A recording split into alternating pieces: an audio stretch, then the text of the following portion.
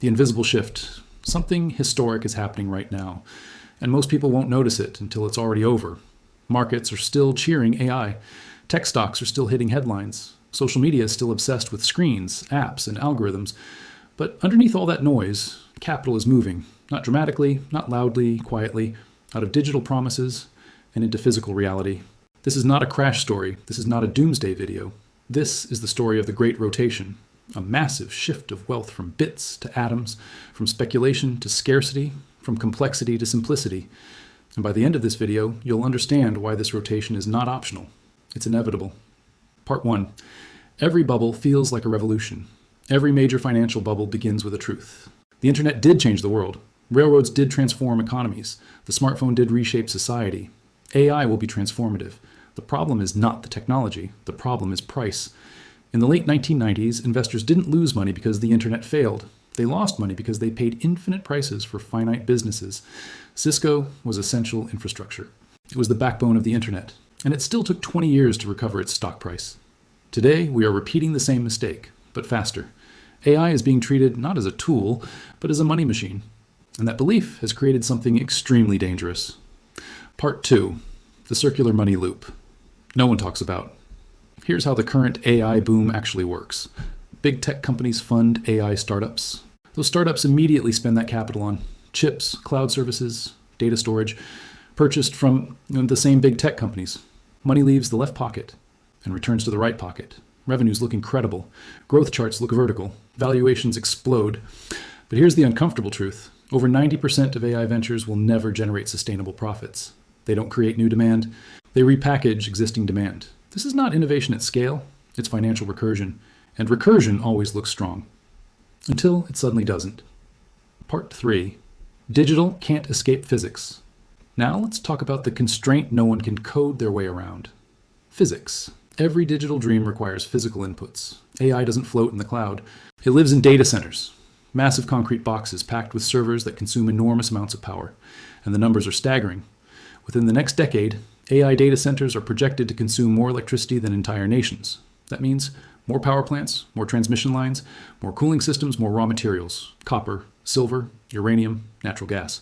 The digital economy is not replacing the physical economy, it is intensifying it. And that's where the imbalance begins. Part 4. The silver story. A perfect storm. Let's zoom in on silver because it tells the entire story in one asset. Silver is money, but it's also industrial infrastructure. It's used in semiconductors, solar energy, EVs, medical equipment, military hardware. Here's the critical detail. Global silver demand has exceeded supply every year for half a decade. Not because of speculation, because of necessity. Mining output is flat. New discoveries are scarce. Ore grades are declining. Now governments are stepping in. When silver gets officially labeled a critical mineral, that's not a compliment, it's a warning. It means supply chains are vulnerable. It means demand is non-negotiable. And it means price suppression has an expiration date. Markets can ignore shortages for years until they can't. Part 5. The macro backdrop. Debt, decay, and debasement. Now step back even further. The global financial system is built on debt, and that debt is growing faster than the economy supporting it. In the United States alone, interest payments are exploding. Fiscal deficits are permanent. Commercial real estate is deteriorating. Regional banks are fragile. This is not a single problem. It's a system under stress. And history shows us something very important. When systems strain, governments choose currency debasement over austerity, not because they want to, but because they must. Hard assets don't benefit from promises. They benefit from reality. Part 6. The valuation gap. When extremes become unstable. Right now, we are living through one of the most extreme valuation distortions in modern financial history.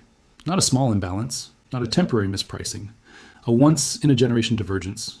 On one side of the market, we have digital assets, technology stocks trading at premium multiples, AI narratives priced as if profitability is guaranteed. Digital platforms valued on future dominance rather than present cash flow. These assets are everywhere. They dominate headlines, they dominate indices, they dominate portfolios.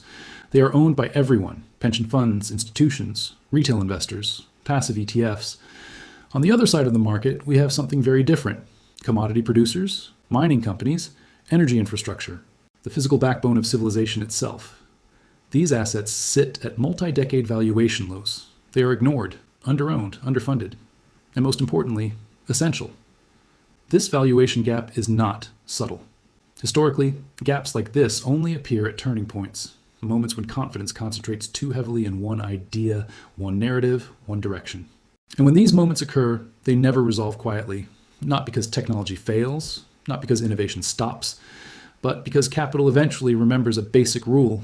You cannot build a digital future without a physical foundation.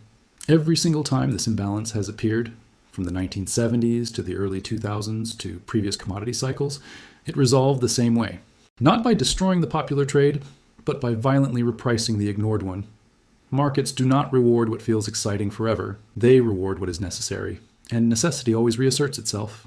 Part 7. Complexity creates fragility.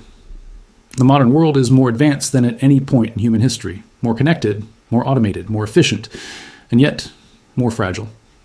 The digital economy depends on an extraordinary chain of conditions remaining intact at all times. Continuous electricity, stable, internet infrastructure, secure data centers, global supply chains operating without interruption. Political and financial stability. Remove any one of these, and the system begins to fail. Complex systems do not break in straight lines, they break in cascades. A power outage becomes a network failure. A network failure becomes a financial disruption. A financial disruption becomes a confidence crisis. This is not speculation. This is how complex systems behave.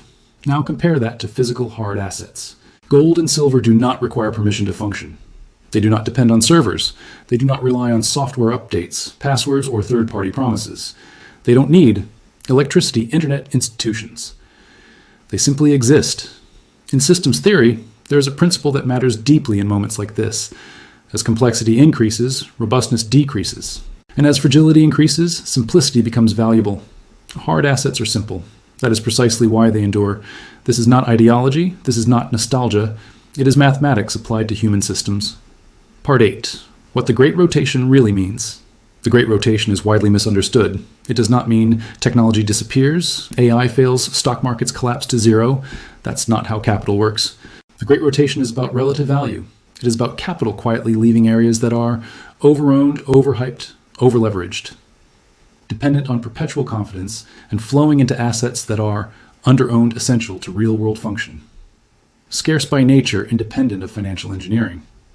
This process is slow at first, almost invisible. By the time it becomes obvious, the easy gains are already gone. Wealth is not destroyed during these rotations. It is repositioned. Those who move early don't do so out of panic. They do so out of understanding. They recognize that when narratives become crowded, risk increases. And when necessities are ignored, opportunity grows.